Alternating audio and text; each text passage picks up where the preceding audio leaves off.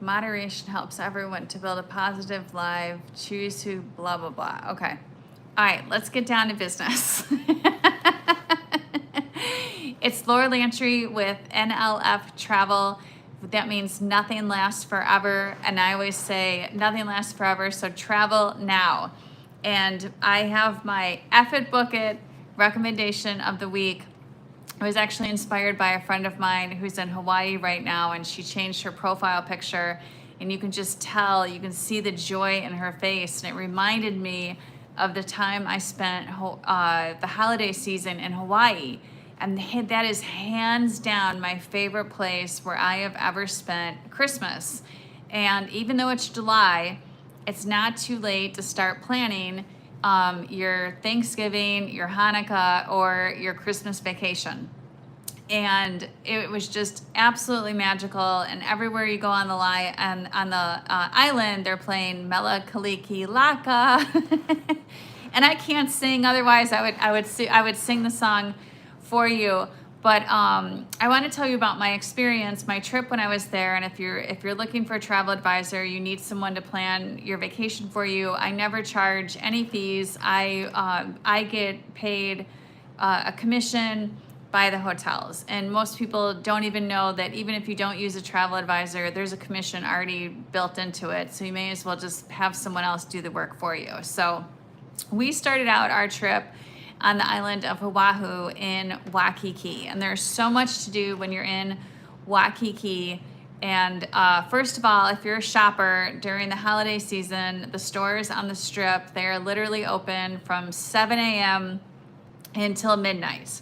And there isn't anything that you can't find that your heart desires and in those shopping centers. In fact, one thing that I got that was really cool at the time when I was there was an indigenous market, and it was all local Hawaiians that made things. And I should have grabbed it for this video, but I got a spear that was made by a local Hawaiian. It had Mako's shark's teeth on it and rooster feathers. It's really authentic. I keep it in my bedroom on my headrest. And I don't know why I keep it there. I guess if someone sneaks in at night, I could whack them over the head with it. But anyway, also, there's more than just shopping when you're in Waikiki. The other thing that's there that's really important is Diamondback.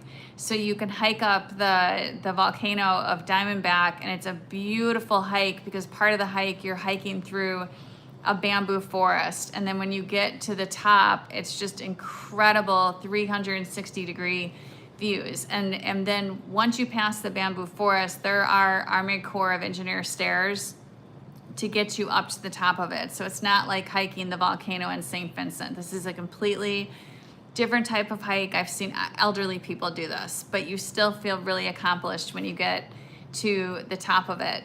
And then my favorite thing that I did, if you follow me on Instagram, there's a picture of me in a bikini on a horse because I went horseback riding on Christmas Day. There's a really famous ranch that's in Oahu, and at the time it was really controversial because developers were trying to buy it to develop it, and the locals were like, you can't do this.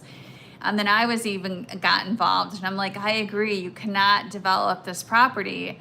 And as we're like riding along the beach, I told the guide, I said, I feel like I've been here before. I said, why do I feel like I'm having deja vu? And he said, have you seen the movie Pirates of the Caribbean? I'm like, of course, it's one of my favorite movies. And he's like, well, right here, this is one of the areas where they filmed Pirates of the Caribbean. So in 2025, set jetting is a big travel trend. So if you're a Pirates of the Caribbean fan, I can set that up for you so you can take the exact same experience. And then the other thing, I'm dating myself by saying this, but if you remember the show Gilligan's Island, the really famous shot, the harbor where the boat takes off from, that was filmed in Waikiki. And of course, Pearl Harbor is also in Waikiki, and that is very emotional, whether or not you're an American, but there's some really beautiful stories that are told, and it's definitely worth visiting. And then from there, We took a tiny plane, and this is before I was, hitchhiking on strangers' planes.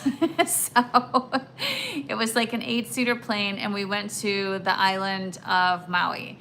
And I think Maui is the soul of Hawaii. And the really cool thing about Hawaii is that each island has its own personality. And I was fortunate enough, this is crazy that this happened, but when I was there, that's when the polar vortex happened. So the planes were grounded, so we couldn't leave the islands to go back. At the time, I was living in my hometown of Chicago, but you could island hop. So we went to Maui and we stayed at the Ritz-Carlton. And if you're a golfer, I highly recommend that you stay on that part of the island. And there's several resorts that I can recommend for you. And then we did the Road to Hana trip. Now, if you're adventurous, I'll rent you a car. If you're not, and you're not a good driver, then I'll put you on a tour, because this was probably the most dangerous and exciting road trip I have ever been on my entire life. It's hard to believe that you're in the United States on this road trip, because like literally you could go whoosh, down off the side of a cliff, and they're like, the passages like sometimes are so narrow, like you have to like squish yourself next to the mountainside so the other car can just barely pass you. But then once you reach the Road to Hana, it's absolutely incredible. And then from there we island hopped to the big island of Hawaii. And if you've never been to the big island of Hawaii, there's something really cool that not a lot of people can say that they've ever done in their lifetime. And first of all, it feels like you're on Mars. It feels like you're on another planet, because the black lava that's everywhere from the volcanoes exploding. So it's wild to drive around and see all this. So again, you can either rent a car, or I'll put you on a tour, because it's safety first. But the highest mountain or the tallest mountain in the world is actually on the big island of Hawaii. So I know a lot of people are going to come at me and say, that's not true, Mount Everest is the tallest. However, if you're measuring from the base of the mountain, meaning underneath the water, this mountain in Hawaii is the tallest in the world. And there is actually a weather center on top of this mountain. And because I was not smart enough to use a travel advisor, because I wasn't in the business yet, I was freezing because I was in a bikini, because I didn't know that it was going to get that cold, and the concierge didn't even tell us this. But on one day, I got to touch snow at the top of the tallest mountain in the world, and then later on in the afternoon, swim with dolphins. And there are not a lot of people in the world that can say that they can do that. And it was a beautiful experience. And the hotel that we stayed at is really cool, and it's so big. You can to get to your room, you can either take a dragon boat ride or you can ride the little choo-choo train.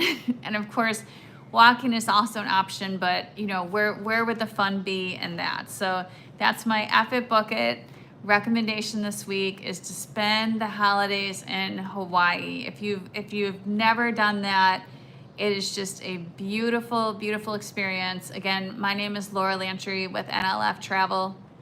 You can email me at nlftravelnow@gmail.com, or you can text me at 737-328-5507. I never charge any planning fees. Like I said, travel advisors, we're paid a commission from our suppliers, and whether or not you use a travel advisor, that commission is built in. So you may as well let someone else do the work for you.